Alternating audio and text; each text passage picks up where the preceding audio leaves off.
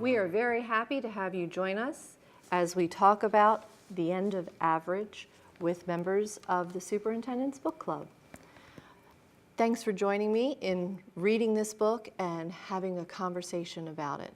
So what really resonated with you as you read this book? Well, I'm going to start the conversation.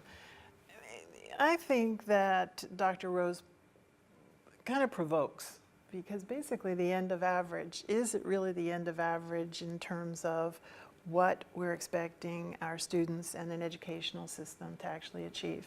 I mean, he kind of says we need to be competency and skill based, as opposed to finishing a degree, whether it's a high school degree or a college degree.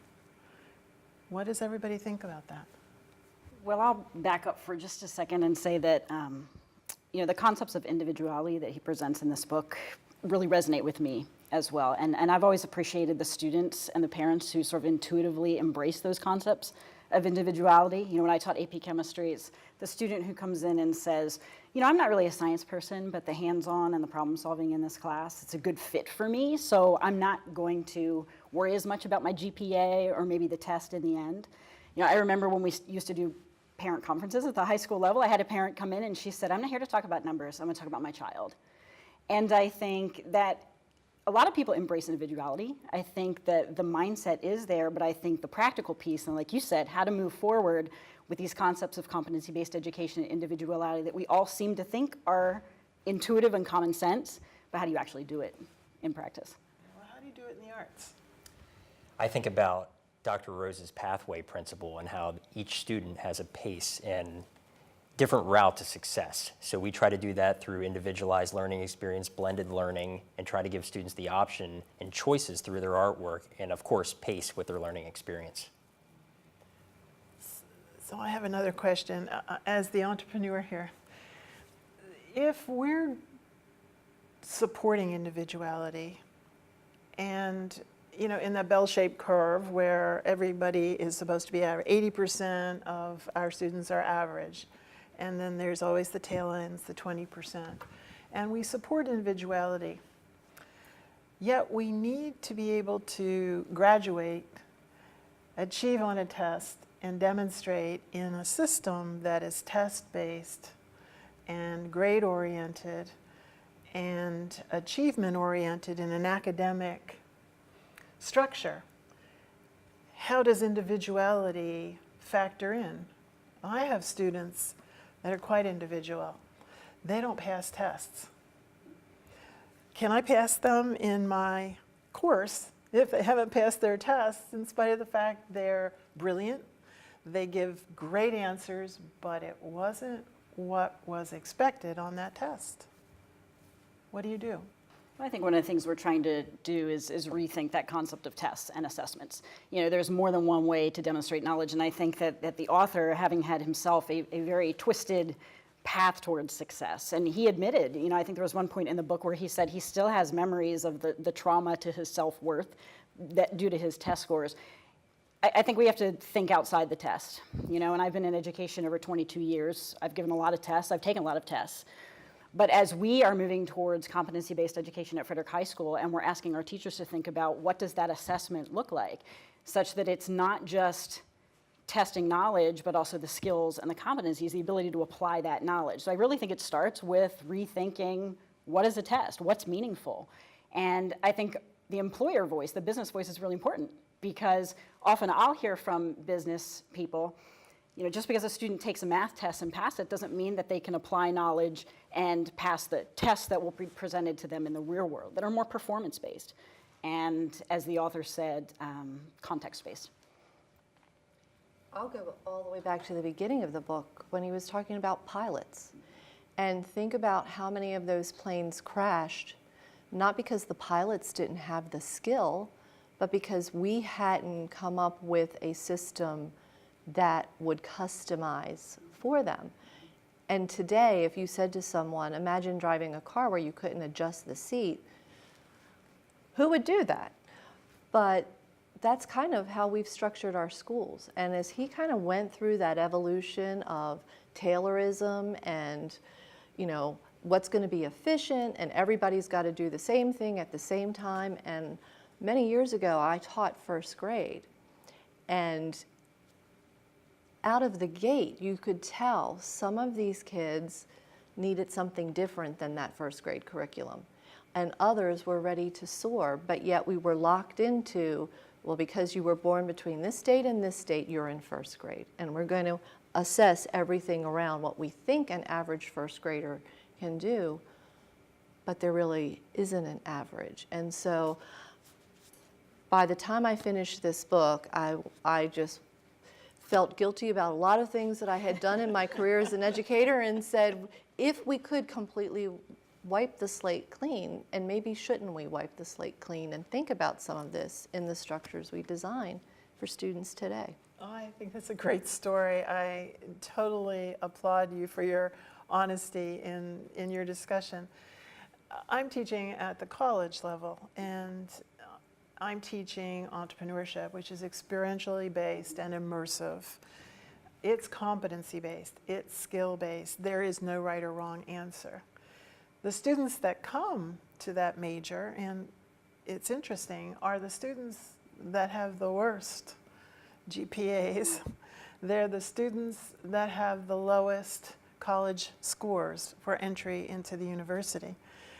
So I think there's a place and there's a rhyme and a reason for competency-based. Is there a way, Dr. Rose is, I think, very extreme in his approach, but is there a way we can kind of integrate competency and skill-based learning with what we consider a more traditional approach to education and learning, and come up with the whole package when we're working with students? Well, Tim, I want to ask you about this, because often, I'm a chemistry teacher, math, I'm a numbers person, and as I talk with my colleagues who are in the visual performing arts, in career and technology education, they say, I don't understand, what's all the big deal? I mean, we do competency, that's what we do. I mean, that the performance arts and career tech and some of the other areas naturally lend themselves to this demonstration of competency. And I don't know how you see that play out with your middle school students, but what's your perspective as someone from a visual arts background? I mean, the class as a whole gives students a chance to express themselves, and you can make connections to math, social studies, and different disciplines, and really allow students to bring those connections into their other classes as well. I try to make as many connections outside the classroom, contests throughout the community and state, and I think that really shows students that art extends beyond the classroom walls and into the real world. How about the Jaggedness Principle? Because I hear a lot from our students when I talk with them as seniors, looking back on their school experience. And more now I'm hearing them say that teachers have helped them to see they're more than just that number on the test that they had to take. And so, as I read that Jaggedness Principle, I just kept hearing their voices. I'm more than just that number. Sure, and I think the author, at one point, he makes the statement, we're all special cases, right? It isn't the average and then the extreme, we're all special cases. And in fact, on our Links website for Frederick High School, we make the statement, at Frederick High School, we recognize there is no typical student. Every student is a special case. So then the challenge becomes, how do you take that individuality and run with it? And he argues that unlike 30, 40 years ago, we didn't have the tools to do it. We didn't have the technological tools to address this, but that we do now. And I thought that was a compelling point that he made over and over again. The way it used to be is not the way it is now, that we do have the tools and that we need to do this, that we have to do it for the students because they're all special and everybody is a special case. So I think it takes an open mindset as an educator to appreciate this jaggedness principle that he indicates is about multidimensionality that we have as a person, and therefore multidimensionality as how we learn and then express our learnings back. So if we're training ourselves, or I should say retraining ourselves into an educational system that appreciates, acknowledges, and supports individuality, what do we have to do to support ourselves to be able to continue to support individuality in our students? Do we have to be able to express ourselves more individually? Or do we ourselves as educators need a new set of skills in how we manage individuality and promote it? I'm going to throw that over to you, because in the arts, that's core. Yeah. It almost ties in to the context principle, which is another individuality trait, and how circumstances determine how we behave. And reading that chapter, this was probably the number one thing in the book that stood out to me. It made me reflect about myself as an individual, as a student, now as a teacher, and how I typically behave differently based on the circumstances. Dr. Rose brings up how individuals can be introverted or extroverted depending on the circumstances, and that is me, 100%. I'll be in meetings sometimes, and other teachers may look at me like, wow, he's really shy, he's definitely an introvert. But then you put me out on the practice field as a coach, and one would say, or the same people would say, I'm extremely extroverted. So it makes me think about myself, it makes me look at my students in a different way, and it will going into this school year, and wonder, how do they react, or what makes them tick? How will they respond based on my approach and instructional delivery, and what I can do to make a difference?